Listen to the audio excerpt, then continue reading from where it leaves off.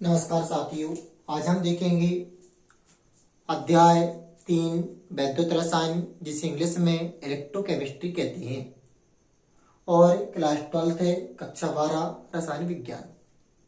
तो जब भी हम किसी विषय वस्तु को स्टार्ट करते हैं तो हमें सबसे पहले उस विषय वस्तु को स्टार्ट करने से पहले हम उसकी थोड़ी नॉर्मल जानकारी होनी चाहिए। आज हम चैप्टर स्टार्ट कर रहे हैं वैद्युत रसायन। तो सबसे पहले हम जो चैप्टर स्टार्ट कर रहे हैं उस चैप्टर का नाम क्या है? वैद्युत रसायन। इसे वैद्युत रसायन क्यों कहते हैं? आप कभी भी किसी भी चैप्टर को स्टार्ट करो, जो चैप्टर आप देख रहे हो सबसे पहले हम उसकी परिभाषा की जानकारी होनी चाहिए। इसका प्रयोग हम कहाँ करते हैं, इसको हमें पढ़ना क्यों जरूरी है, और साथ ही इसको दैनिक जीवन में उपयोग क्या है। तो हम देख रहे हैं वैद्युत रसायन। तो रसायन विज्ञान की वह शाखा, क्योंकि अपन वैद्युत रसायन पढ़ रहे हैं और रसायन से संबंधित चैप्टर है, तो रसायन विज्ञान की वह शाखा जिसके अंतर्गत हम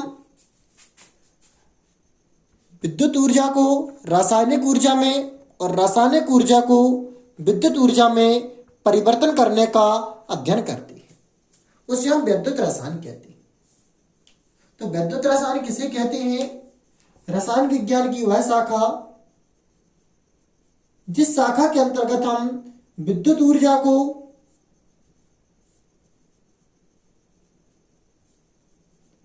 रसायन ऊर्जा में, विद्युत ऊर्जा को रसायन ऊर्जा में और रसायन ऊर्जा को विद्युत ऊर्जा में। तो आपने जो परिभाषा सुनी थी वह आपकी स्क्रीन पर है। रसायन विज्ञान की वह शाखा जिसके अंतर्गत हम विद्युत ऊर्जा को रसायन ऊर्जा में और रसायन ऊर्जा को विद्युत ऊर्जा में परिवर्तित करने का अध्ययन करते हैं, उसे विद्युत रसायन कहते हैं।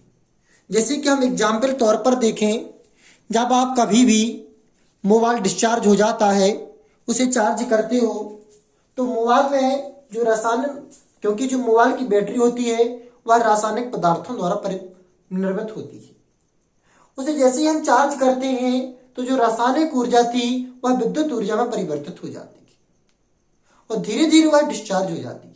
फिर उसे हम चार्ज करते हैं तो फिर रासायनिक ऊर्जा विद्युत ऊर्जा में परिवर्तित हो जाती है। तो हम जहां पर हमें इन चीजों का अध्ययन करते हैं वह रसायन विज्ञान की वह शाखा विद्युत रसायन कहलाती है, जिसे हम इलेक्ट्रोकेमिस्ट्री कहते हैं। हम इलेक्ट्रोकेमिस्ट्री का प्रयोग कहाँ करते हैं? तो मैं आपको बता दूं, इलेक्ट्रोकेमिस्ट्री का प्रयोग है, जैसे कि आप देख रहे हैं, विद्युत क्षेत्र में घरेलू किसी भी प्रकार के उपकरण है जिससे हमें ऊर्जा प्राप्त करनी है, इन सभी में हम विद्युत ऊर्जा का प्रयोग करते हैं, अर्थात विद्युत रसायन का प्रयोग करते हैं। ये तो हो चुका इसका उपयोग है। अब सबसे पहले विद्युत रसायन पर कार्य किसने किया था? तो सन 1776 में, यहां पर आप बात को अच्छी तरह से ध्यान दें, विद्युत रसायन पर सबसे पहला अनुसंधान सन 1776 में कैवेंडिश के द्वारा किया गया था। किसके द्वारा किया गया था? कैवेंडिश के द्वारा। इन्होंने सर्वप्रथम 1776 में विद्युत रसायन के क्षेत्र में अनुसंधान किया था।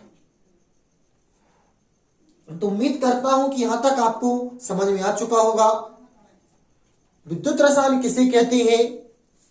विद्युत ऊर्जा को जब रासायनिक ऊर्जा में और रासायनिक ऊर्जा को विद्युत ऊर्जा में परिवर्तित करते हैं तो विद्युत रसायन के उस भाग को, विद्युत रसायन विज्ञान के उस भाग को विद्युत रसायन कहते हैं। विद्युत रसायन पर सर्वप्रथम 1776 में कैवेंडिश के द्वारा अनुप्रयोग किया गया, अनुसंधान किया गया। और विद्युत रसायन का प्रयोग मोबाइल, टीवी, विशेष तौर पर मोबाइल, टीवी, इनमें करते हैं, या सामान्य शब्दों में कहें जिससे हम विद्युत ऊर्जा या रासायनिक ऊर्जा प्राप्त करते हैं। अब विद्युत रसायन और अब किससे संबंधित है, आपने परिभाषा देख ली, इसका प्रयोग देख लिया, इसका सर्वप्रथम अनुसंधान देख लिया। अब हम देखते हैं विद्युत रसायन को समझने से पहले इससे संबंधित कुछ टिप्पणियां। तो सबसे पहले हम इस पर बात करेंगे चालक। चालक क्या है? तो चालक वे पदार्थ कहलाते हैं जिसमें विद्युत ऊर्जा प्रवाहित की जा सकती है। जैसे कि आप देख रहे हैं कि अंगूठी है, इस अंगूठी में क्या विद्युत ऊर्जा प्रवाहित हो सकती है?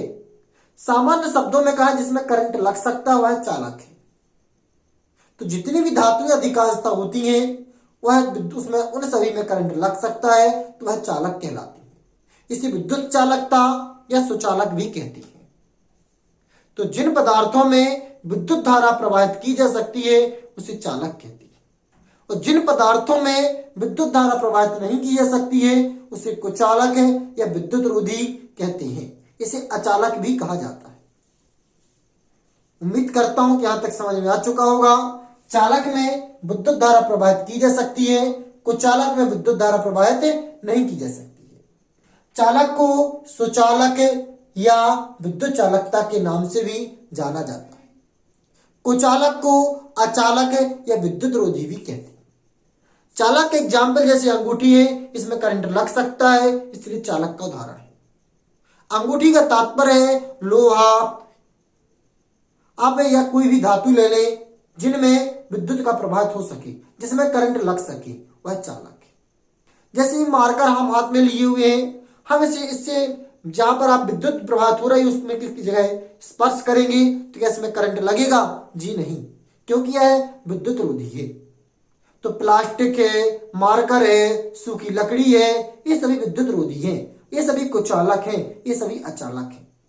उम्मीद करते हैं चालक, कुचालक, सुचालक, कंडक्टर और नॉन कंडक्टर, इन सभी की आपको परिभाषा समझ में आई होगी।